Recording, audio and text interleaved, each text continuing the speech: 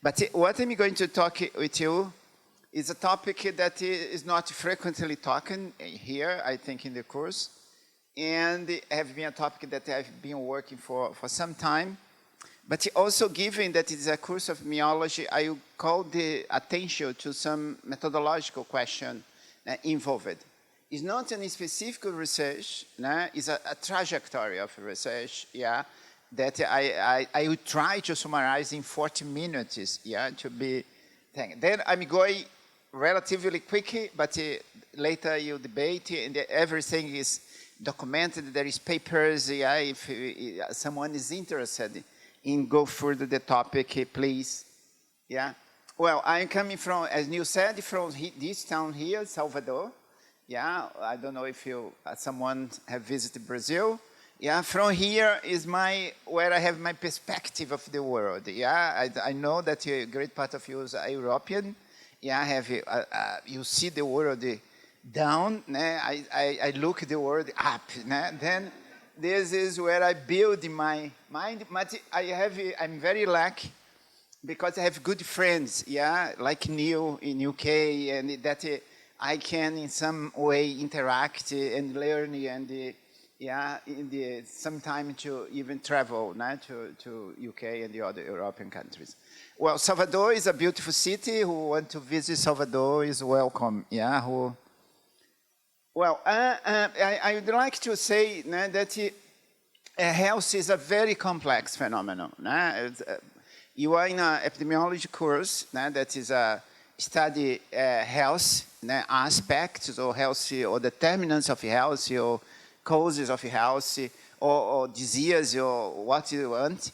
But it's a very complex phenomenon, that is being individual observed by clinicians and the biomedical scientists, or from a populational perspective, as you look as epidemiologist, as public health person, but it's complex, This is the first thing that I can say. That is a very complex phenomenon. Because why is complex? Because health is related with a wide range of factors, from genetic to social and environmental. You see, the previous lecture was on the environmental factors, climate change. Everything influences health. This is a problem. This is good and a problem because you have to know a lot. Epidemiology is one of the sciences that really, who want to be a good epidemiologist need a lot of things, because it's really a big task to be a really a good epidemiologist and to know how the health interaction with different and level factors, from the social, environmental through the genetic, molecular level factors. Then it's really a very a wide range of discipline. And that's, the health condition of a population are expression of historical process, and political, economical, cultural, social, and environmental context. This is the moment that we live here, and the health of the population in a given moment. This is related with a lot of your other factors beyond the biological understanding, normally understanding in certain circles of the health science. Well, but to start my topic, I'd like to highlight that the study between health and how the condition that the people live, started very old in time. You can go a lot longer in time. But we highlight some moments, in particular in the 19th century, when these ideas start to be well organized, and there is a huge amount of important researchers at that time that contributed to this understanding. I call attention, for example, of Louis-René Villermé, that was a French. In fact, he was an economist, working in health, and he started to think the difference between the health situation in different arrondissements of Paris. showing that really the condition, the mortality rate in this arrondissement was a lot related with the level, or the condition of the population there. The best one live more, the poor one live less. Then this is one thing that is very easy for us to reason today, but at that time was really very original thoughts. The Virchow, that was a famous pathologist, but also was a epidemiologist and public health guy.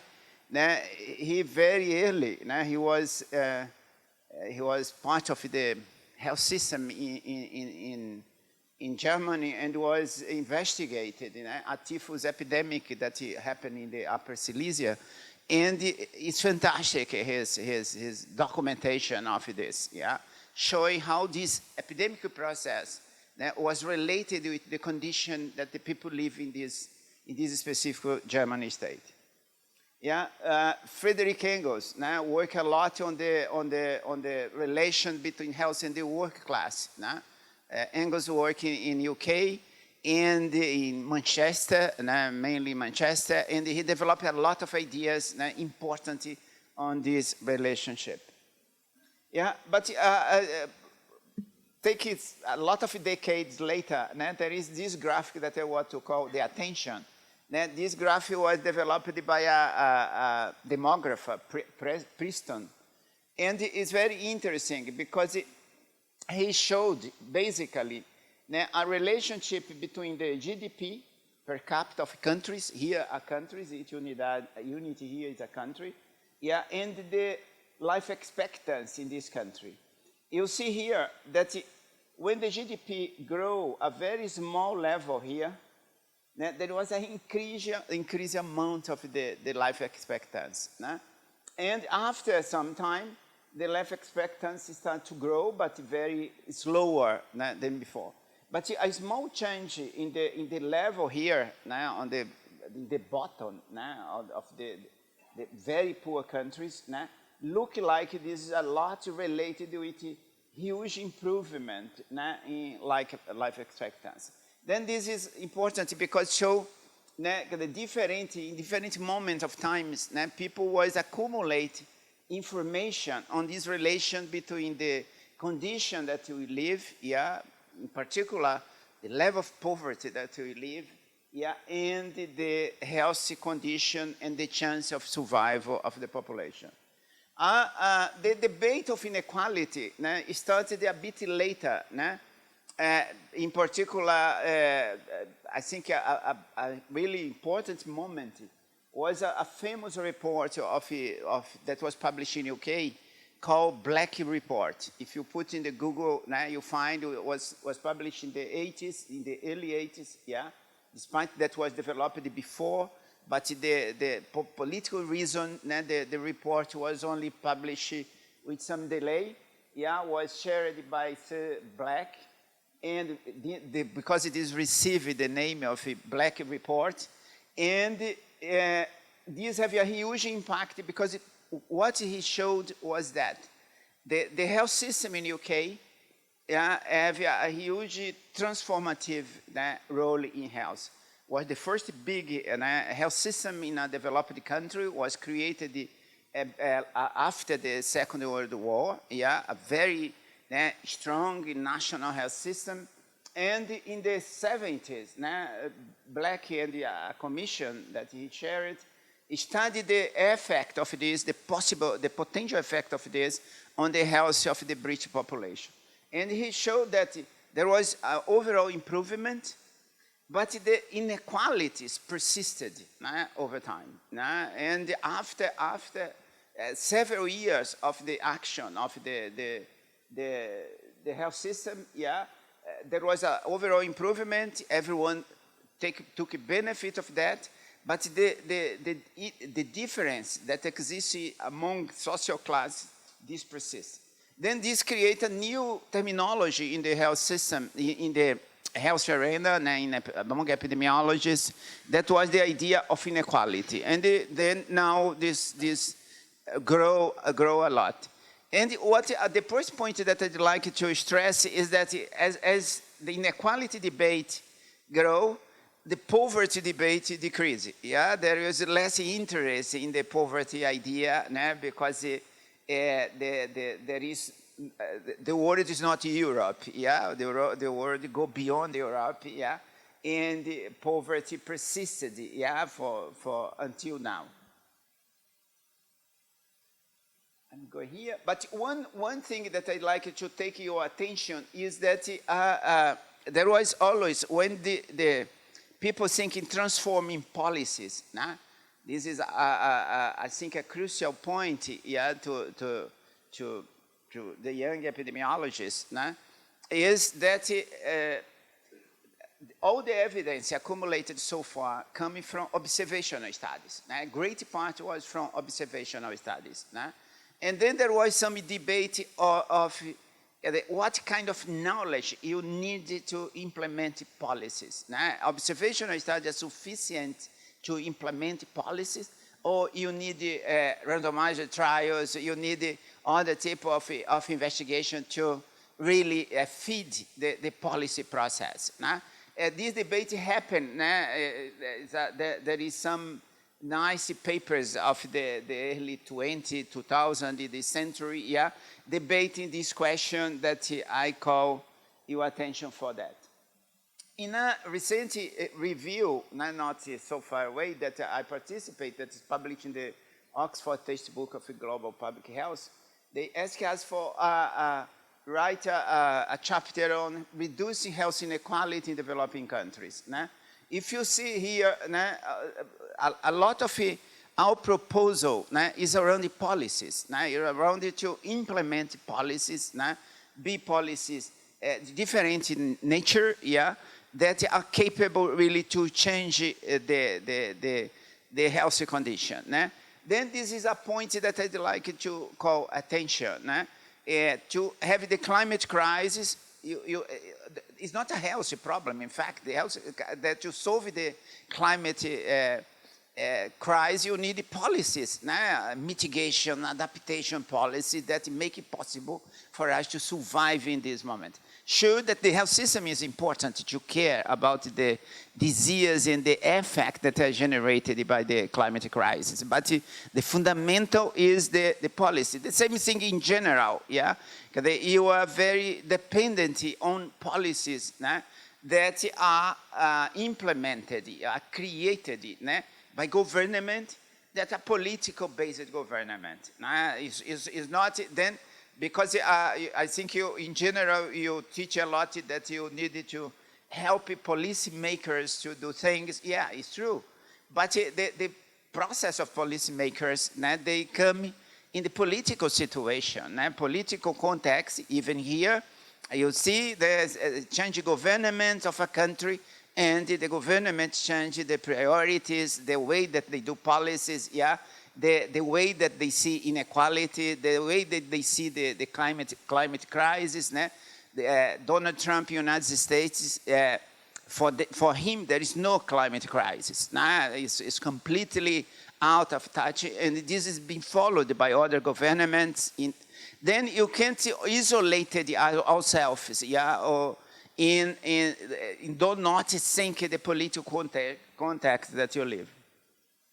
Well, but one point then that I'd like to call attention is the question, a basic question, that is democracy. Yeah, democracy is part of the political engenderment that we created in some, at least in part of the world, based in the idea that governments need to be elected, and that governments need to attend the aspiration of the population.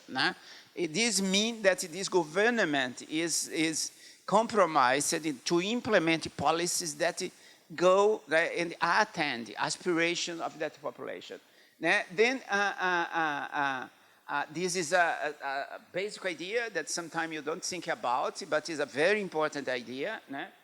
Have some changes in modern time, yeah, but the idea that you can transform the way people live through political process and the policies that are capable to to attend that and to act upon the different determinants that affect health.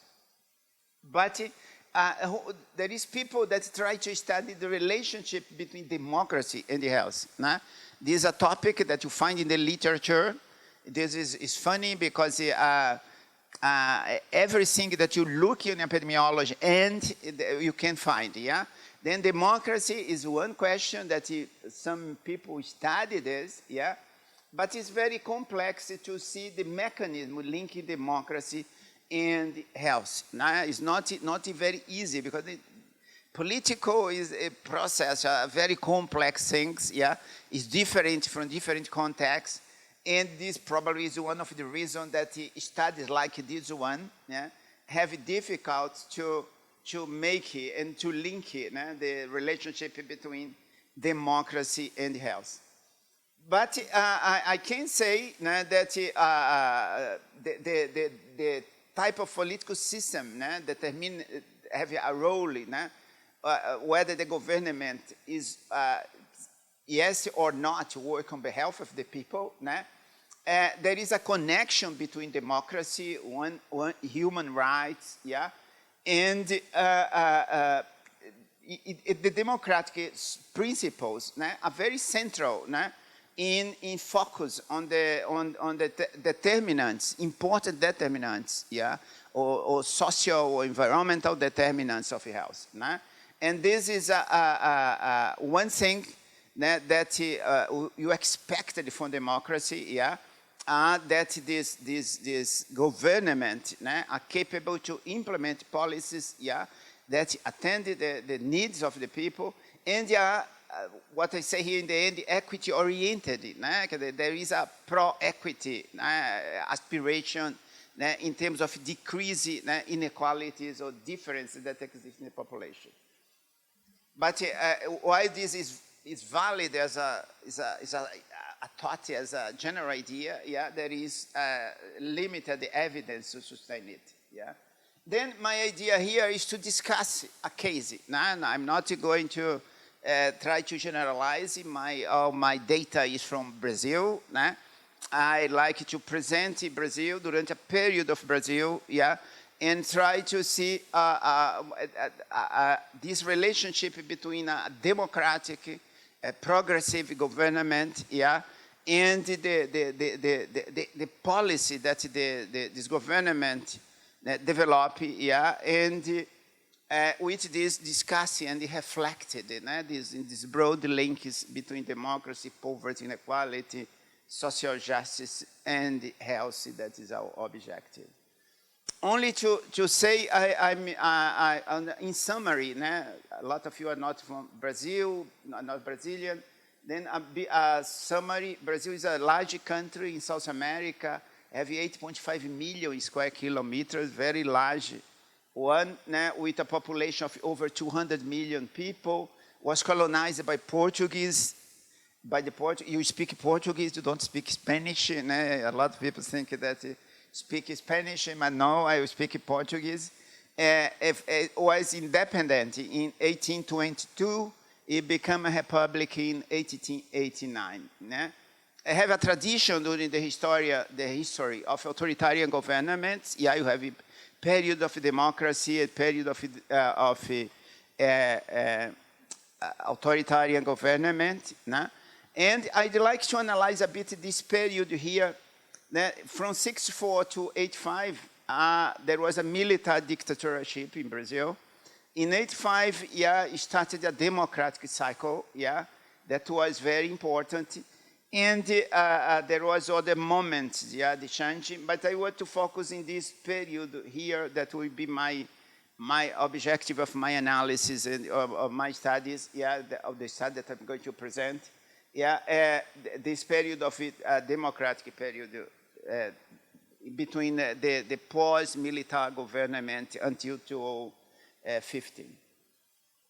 But only also to give you more some elements, yeah, I'm going quickly to present the history, a bit of the history of the demographic composition of Brazil. Yeah, Brazil was colonized, as I said, by Portuguese. The Portuguese arrived in Brazil in this data, 500, and in this moment, living in Brazil, indigenous local population. This historical data estimated that there was at that time around 3 million people living in the Brazilian, what is now the Brazilian territory. And there was a huge genocide. Different things happened with this population during the colonial period. Yeah, disease. Yeah, these people was very protected against external disease. For example, smallpox or measles have huge mortality. Yeah, huge effect when introduced in this population. But also enslavement, massacres, and other things that become this, instead of grow, this population decrease. And nowadays there is around 1 million indigenous people who declare themselves as originated from or are indigenous or originated from this population are around 1 million. Now you see in several centuries a population was decimated, was really to show how the Portuguese were bad people. I don't know if there is someone from Portugal here. Well, another important composition was the Africa. Here the breach are very important in that. The breach, because the people talk about it, black in America, in the United States. To have an idea, United States received around 600,000 slavers. Brazil received 5 million slavers, arriving in the Brazilian, what is now the Brazilian territory. And then this was a huge traffic. Imagine the amount of travels that mainly the British, the companies, huge companies, of British ownership, that transport these people from Africa to Brazil. Only in the end of 19th century, this was closed, and the slavery was freed, but freed without anything, to have an idea, it was common in other colonial, in this period, the government pays the owners of the slavers, because the slaver was a property, and have the value, and they receive compensation, but the slavers don't receive anything. They are freed without anything. Then created a population, a black population that now is a lot mixed in Brazil, and this, in some way, this population until now suffer the condition or in more situation of great poverty and are the more underprivileged group in the country. Only to say here, but they grow, they interacted. There is the great part of the population is mixed population. You see here, while the indigenous population is very small, the black composition in Brazil is very high. Near 45–50% of the Brazilian population have some black composition in the genomics. And in Salvador, where I live, that was very important. That was the first capital that the Portuguese was here. 89% of the population is mixed, black or mixed population. Well, this gives a very historical and complex thing. This generates one situation of great inequality. The Brazilian and the other Latin American countries are very similar. Not by chance that Latin America is one of the more unequal. It's not the poorest region of the world, but it's one of the most unequal population or unequal countries is in Latin America. And it's only to say how this, to give you a flavor of how this using the data that I'm going to talk later. Only to say, for example, the situation now of this population. Now, a few years ago, you see the under 5 mortality in the indigenous population was 2.5, 3 times higher than the general population. And we go for specific causes of death, in the same population. For example, malnutrition is a very rare event in Brazil nowadays, But in the indigenous population, it is 60 times higher than the other population. Diarrhea is four times higher than overall population. Then this historical, what I call the attention, how this historical process yet continue to operate, on designing the situation that some population live nowadays. Well, but now I'm going to a moment, as I said, that Brazil, in 1985, Brazil established a democratic government, and things start to change, And you see here, for example, between 1991 and 2020, this is the Human Development Index. I don't know if it's similar to you are familiar with that. Was an index that is very much used in the development area. In general, the United Nations estimated it for countries. But in Brazil, there is an institution that estimates the Human Development Index by municipality. Then you see here, in 90s and 2000, in 30 years, there was a huge change. The thing it used to be very low in general. Now, always the south of Brazil, southeast of Brazil is better. And then this is showing all the time. But you see that there was a huge change in 30 years. The poverty index decreased, and also the G9 index, that is an index of inequality using economics, The G9 index decreased in this period. Then it was a moment of big changes, including in health. There was a huge change in different aspects of life, including health. And this is important. A lot of policies probably are connected with this transformation. This moment of democracy was a huge expansion of the health system. Brazil have a unified health system. Expansion of housing, sanitation programs. Have a strong immunization program. And have a lot of racial equality measures, For example, in the 90s, you organized a meeting epidemiology in Brazil.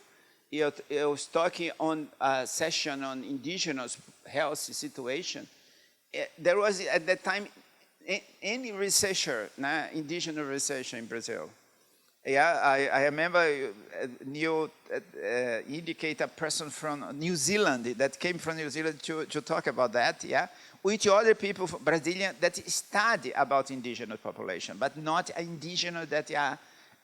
Nowadays you have a huge number of doctors, researchers, university professors, that are from indigenous origin. Then this is changing this panorama, And pro-equity policies have been very much important, and stimulate higher education, access to higher education, and a lot of different things, to put this population give them capacity or condition to evolve in different areas, in different fields, and this has been a part of this great transformation.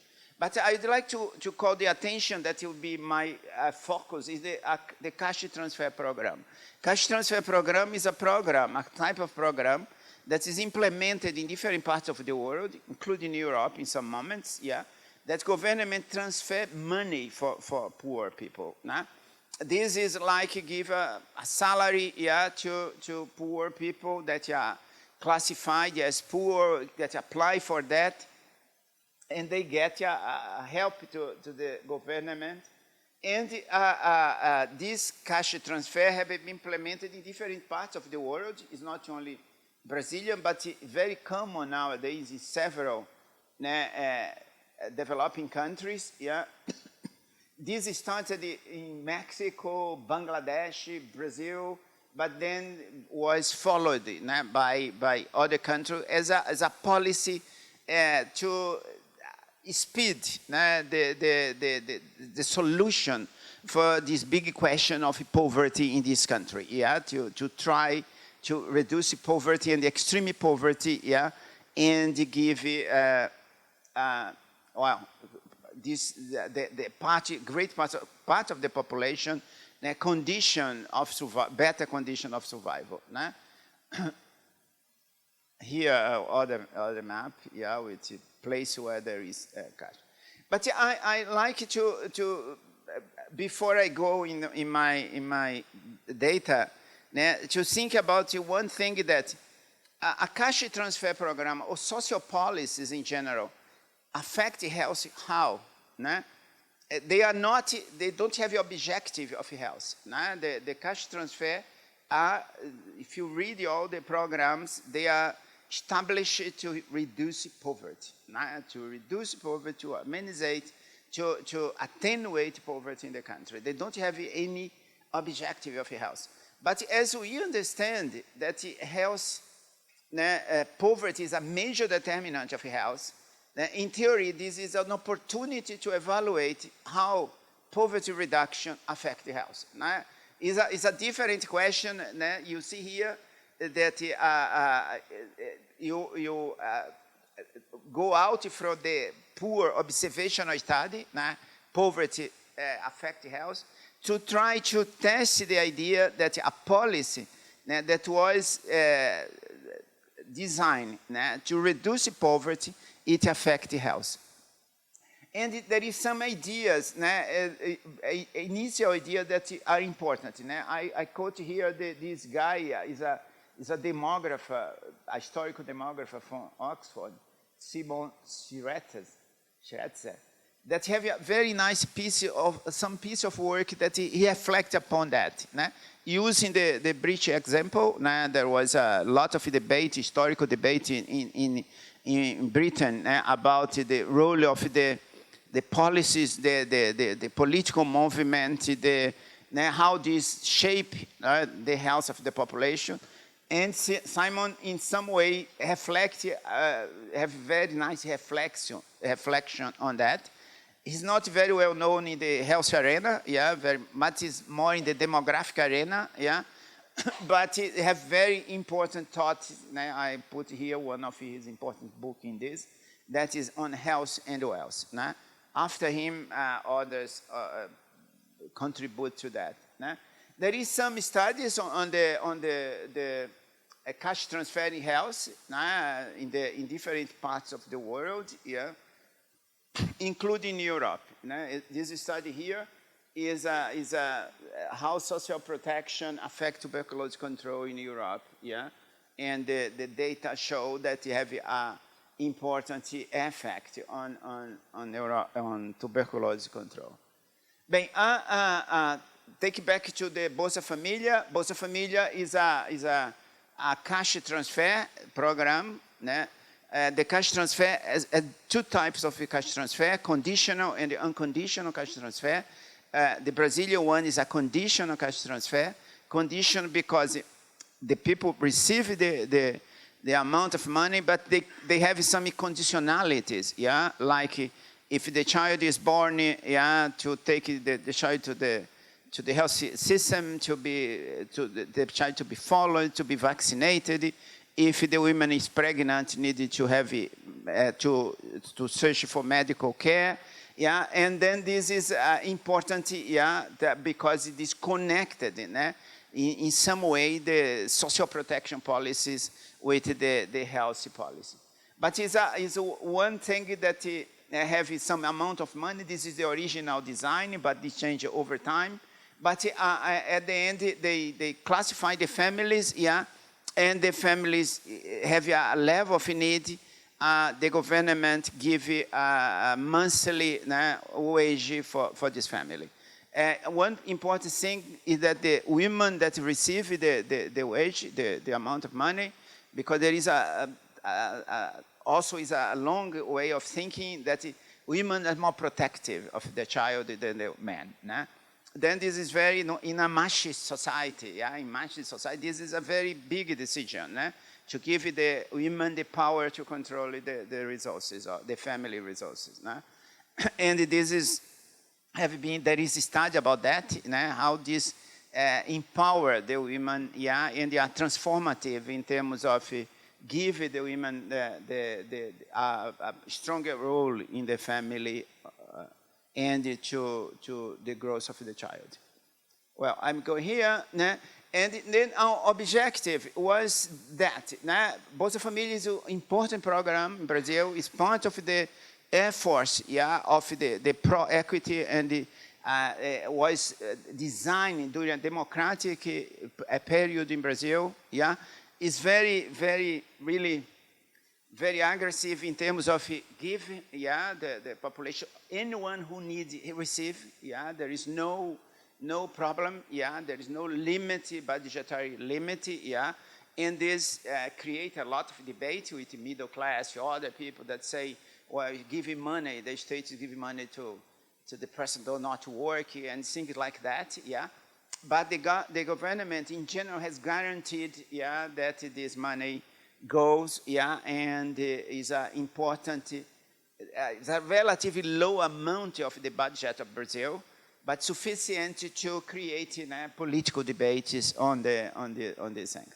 And what I'm showing to do is two generations of studies. Yeah, I think here is a course of epidemiology. Yeah, I'm going to talk. You started to investigate this question using ecological studies. Yeah, and later you start to use what you call the 100 million Brazilian cohort. Then I'm going quickly through these two stages, yeah, and I think to give you some flavor, yeah, of what have been done.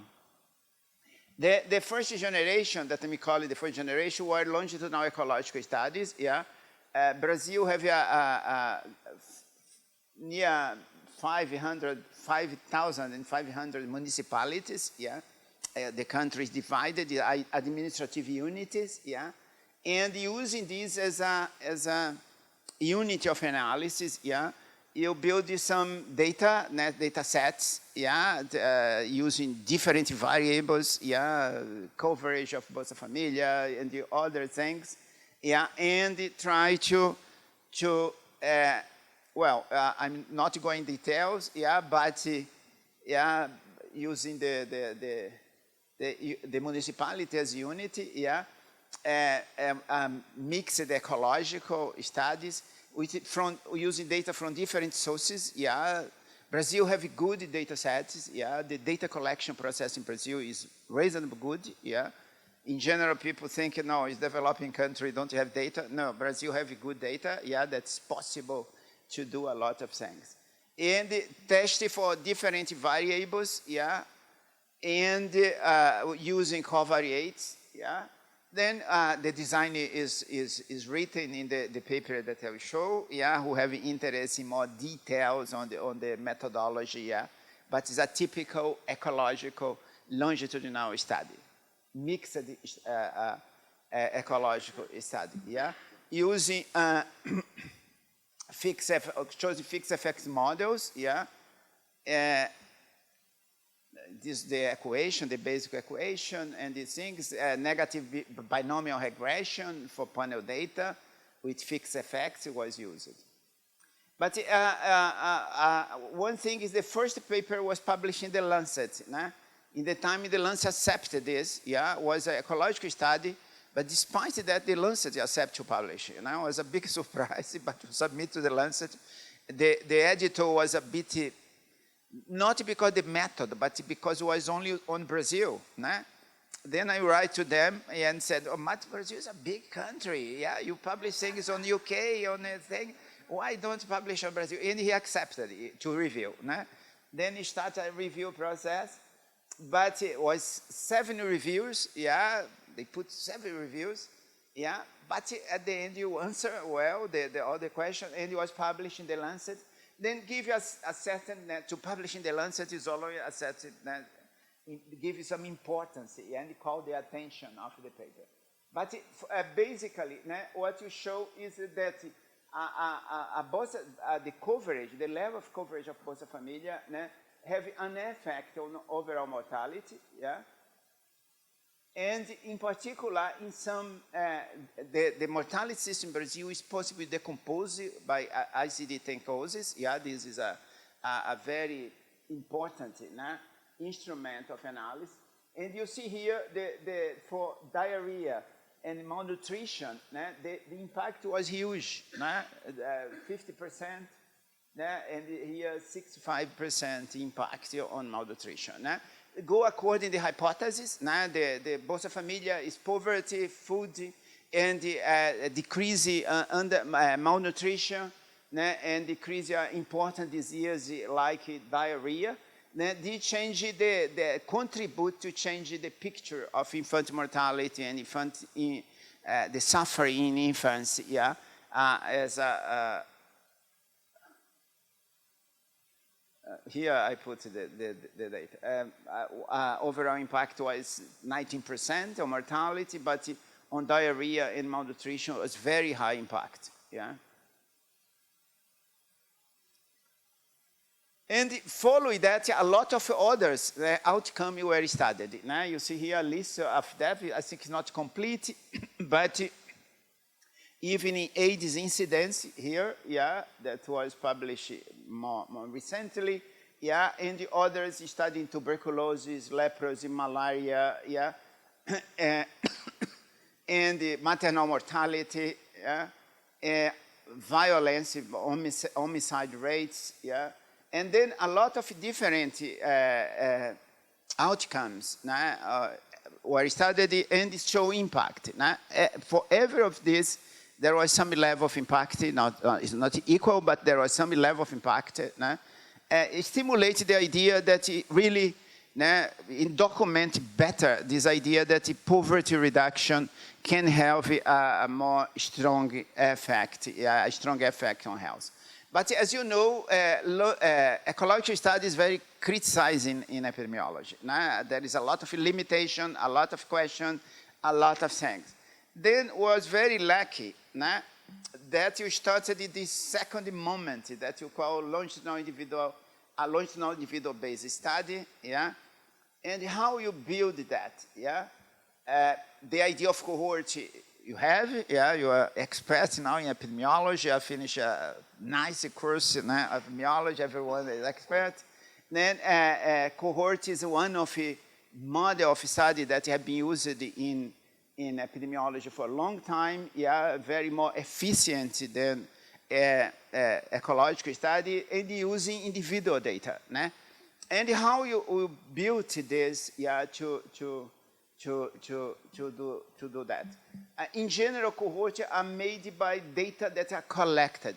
You learn that cohort is the investigators select a population, go there, collect data that compose the baseline, then collect the data that during the follow-up period. And they put this all together. They have a huge database that can do analysis, test hypotheses, yes. Sometimes sophisticated hypotheses can be tested, yeah, in this study. But there is also idea that existing data can be used to do cohort. A lot of countries have data, collect systematically a lot of data about the people, or individuals and families and things, yeah, and this data is in different systems, in different conditions, that if you use that is not common, yeah, in some countries possible, in others not, by different legal, ethical, and complex reasons, but in part you can do a kind of inverse engineering, You have the data and you link the data, the existing data, yeah, to compose a structure, a follow-up structure, a longitudinal structure, yeah, mimetize a cohort investigation. Is what you have done, yeah? Then the history started here. I talk to you about Bolsa Familia. Bolsa Familia, for any person to apply for the Bolsa Familia, they need to fulfill one thing that's called Cadastro Único. Cadastro Único is a huge questionnaire. Epidemiologists love a questionnaire. There is no questionnaire. You need to have one questionnaire. And Cadastro Único is a questionnaire. This questionnaire is used to collect data and is used for the decision on the application on any of the social protection policy that exists in the country, including the Bolsa Familia. Então, if I want to apply for Bolsa Familia, I need to complete this Cadastro Único and make my application. Then the data in the questionnaire will be examined and the decision is taken based on the data that exists in the thing. Então, then we have access to all this data in the country, yeah, to all this data in the country. Here is a lot of variables that exist in the individual level, family level, yeah, that exists in the Cadastro Único. You see here is really a very hundred of questions, yeah, taken in the thing, including ethnicity and the other things, yeah, very interesting to investigate. And there is on the health area, you have the Cadastro Único data, you have the data from the social program, and then if you, the Bolsa Familia is paid monthly by the government.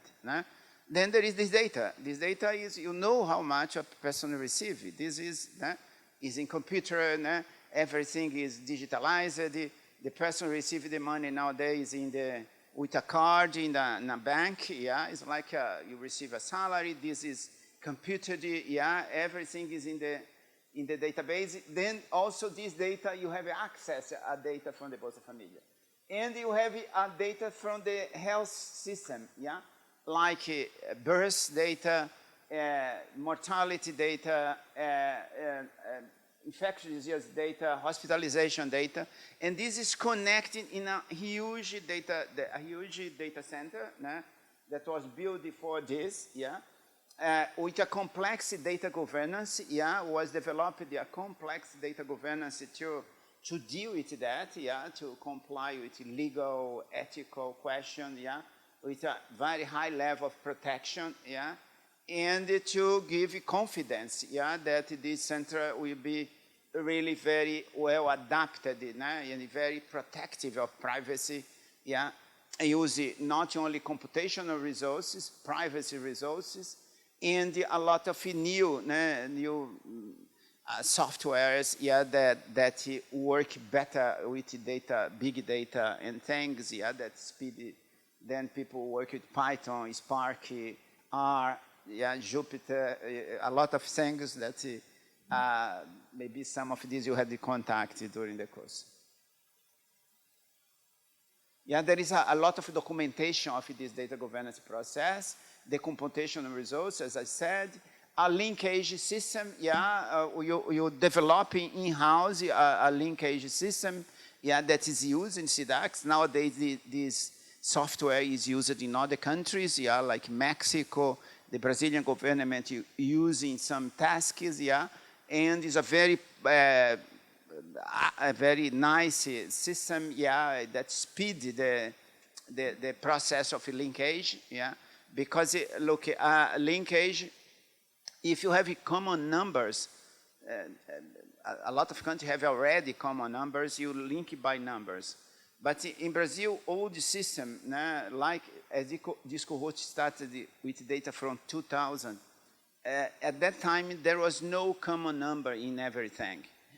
Then you needed to do a probabilistic linkage, yeah, using name and the age and the other to find the pair. Now, this gives you computationally, it's a lot more complex, and this the software is adapted to that, yeah, and adequate to that. Then here you have more or less a design of the cohort, the 100 million Brazilian cohort. The profile is published in the Journal of the International Journal of Epidemiology, who want to know more details, yeah. There is a similar, that's a birth cohort. You have talked probably about birth cohort that use the data from the birth system, yeah, and the Cadastro Único, yeah, to have a baseline of this, to baseline and the follow-up with the health data, yeah. The 100 million cohort, in fact, now have 144 million people registered, and the birth cohort have near 32 million births, yeah, registered. This is in the center that is, again, is in Salvador, yeah, and nowadays work a lot of people. There is a lot of different projects and a lot of things going on in this center using these databases, yeah. If there is time, I can present a summary of other things. But I think the first thing that I would like to say is that when you submit for publication, it's a curiosity, but I think it's important to call the attention in a group of epidemiologists, is that the editor said, no, you don't accept it, your paper, because this is a data profile, it's not a cohort profile. And then you have to debate with the editor, showing that this is a cohort profile, yeah?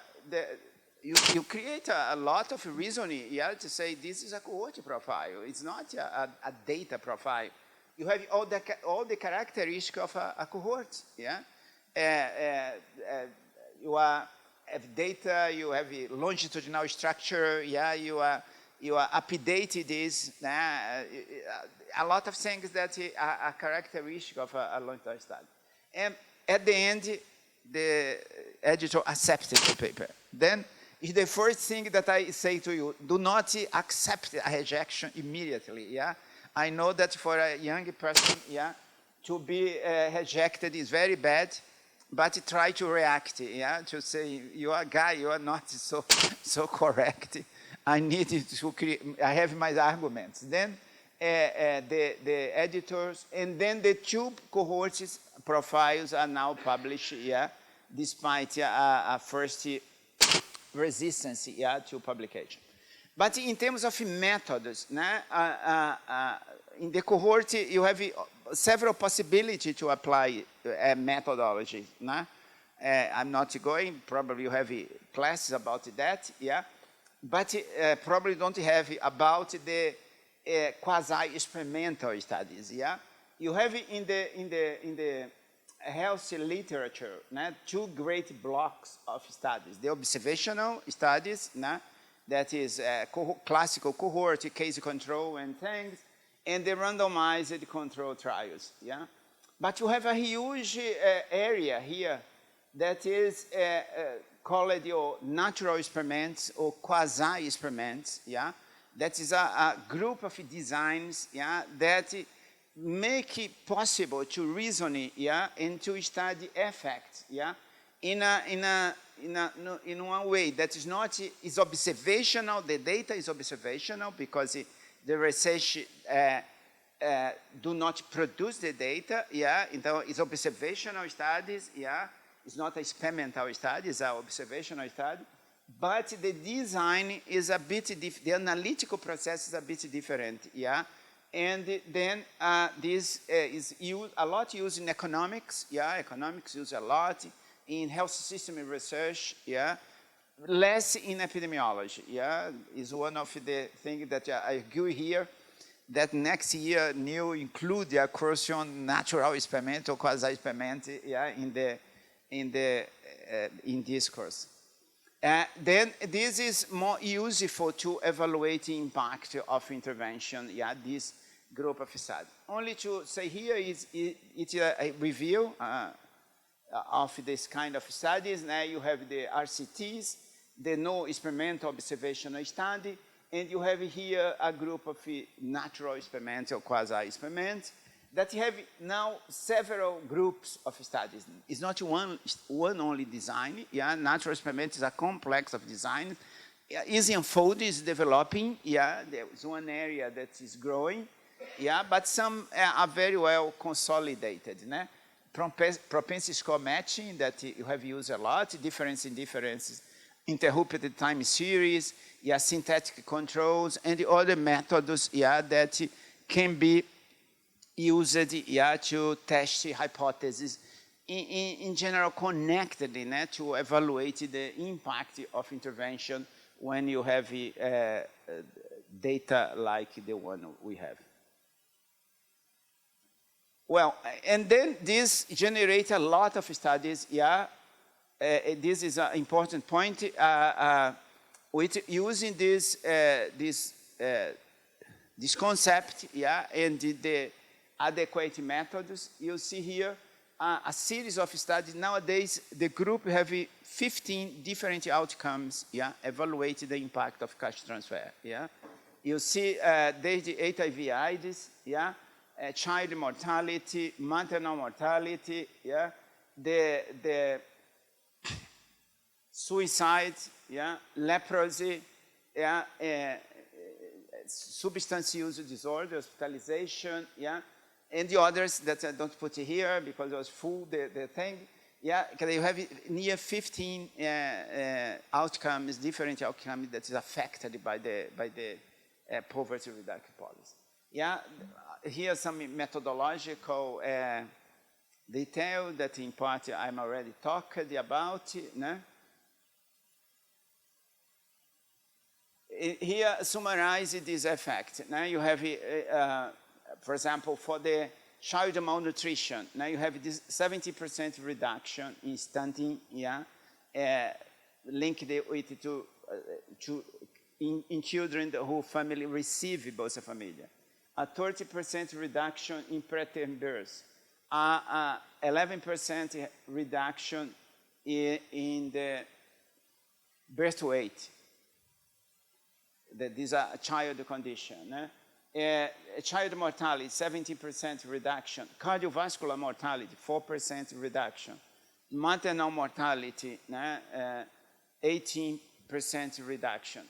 Everything is published, yeah, journals that have reviewed this paper, this material. Then you have, yeah, as I said, 15 papers that was reviewed by 50 or more people. Né? Then it's a mass of work that I think in our view consolidate a lot the idea, né, that a poverty reduction, né, have a huge impact on mortality. Here is on leprosy, yeah, leprosy adherence to treatment, leprosy incidence, HIV/AIDS, yeah. 41% in incidence and 25% in case fatality rate. Yeah.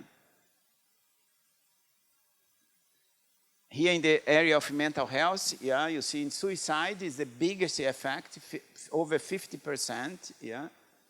Hospitalization by substance use disorder, 70% effect.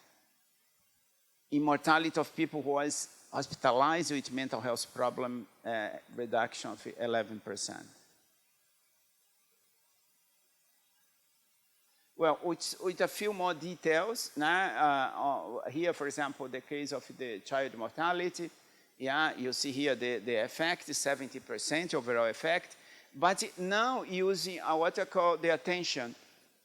This was not so different from the ecological study, yeah, in terms of general effect. But one possibility is to analyze it in different characteristics, yeah. For example, the ethnicity of the mother, yeah. Black mother have a higher effect than white mothers, yeah. The poorest families, the poorest municipality, in poorest municipality have a greater effect than in less poor municipalities. Né? Then this showing in favor of a hypothesis that how strong is the poverty, greater is the effect. And this is possible with the individual-based study, but it's not possible with the ecological study, that the data is aggregated, you don't have individual data to examine. Here are more details of some of the studies I'm going. Then to make the final statement, the studies of social determinants of disease began in the 19th century, dominated by the concept of poverty. The studies on health inequalities coming in the 70s, was a different idea that was very important and complement. Poverty is one thing, but inequality is other things, and the two are connected, but they are not the same thing. The idea that social policy can affect health, offer new opportunity for examining the social determinants of health. You are very much interested, a lot of people, on how social determinants affected the healthy condition. And our idea is that if you evaluate the policy that affected the social determinants, you have a new opportunity to investigate that do not exist before, as the case of the cash transfer project that you analyze.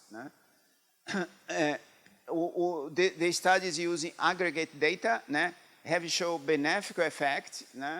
This is interesting, because it's one task for our group in the future is to compare the individual results with the ecological results, to see how this, because in general, we have epidemiologists are speak very badly from ecological studies, and you believe that is not so, In condition that you don't have data, individual data, you can use that, and in some areas you can have similar or element closed results. That was obtained by this new generation that had the possibility to do that using quasi-experimental methodologies. And this is important. Why? Conceptually, methodological perspective, these studies, last group of study or last generation of study, demonstrate the potential of integrating large national databases with epidemiological and the evaluative research methods to enhance the investigation of social determinants of health, strengthen the connection between epidemiological research with the political context and its policy that affect the population health. What I say that this created opportunity to epidemiologists to connect it with the process of doing policies. And the process of doing policy is a political process. It's not that it is affected. As I said in the beginning, the way that the policy is done. And the idea of certain neutrality of epidemiologists, I think, is debatable. But as scientists, as researchers, you participate in concrete contexts, where our results, our research are affected, and are affected also by the policies that are in course. Then I think that there is sufficient evidence that the Brazilian cash transfer program, anti-poverty and pro-equity program, enacted during a democratic period, is addressing relevant social determinants of health, and it has a significant impact on a variety of health outcomes about the Brazilian population. In summary,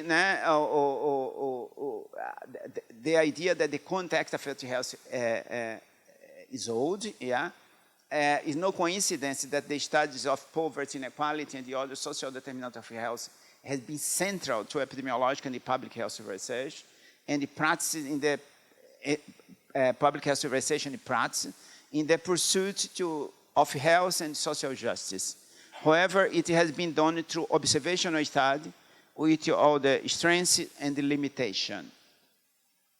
Investigation the effect of anti-poverty and the other social protection and pro-equity policy, which causes experimental methods or natural experiment, in addition to the importance of knowledge about such program, can constitute an opportunity to deepen the study of social determinants of health and understand its mechanism and interaction with the health action.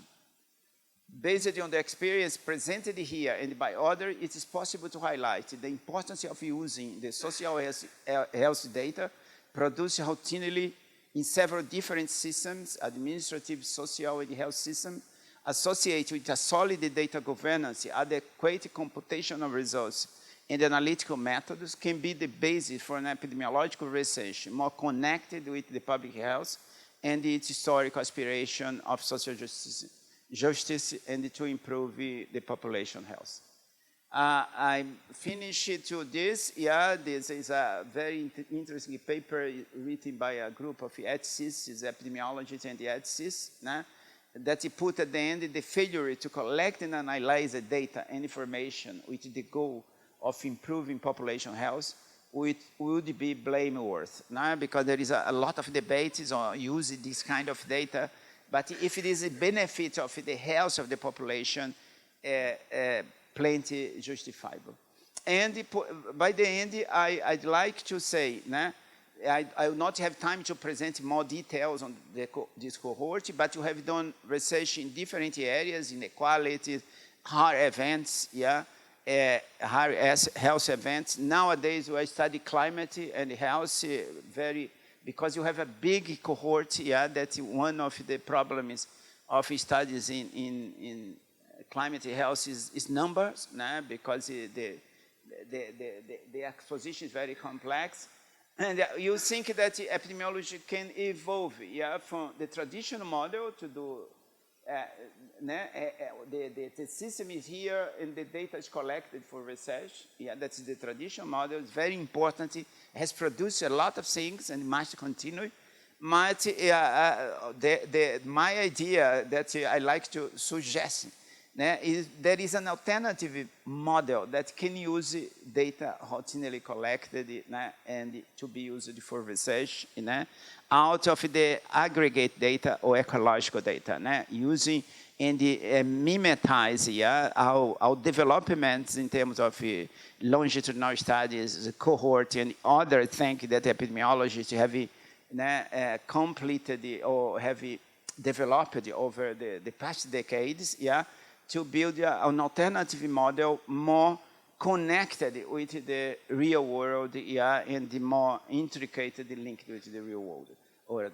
One do not substitute the other, don't think that, This, you can study a lot of things, For example, in our data, I can study impact of climate on health, mortality, hospitalization, but can you study genomic, or epigenomic things?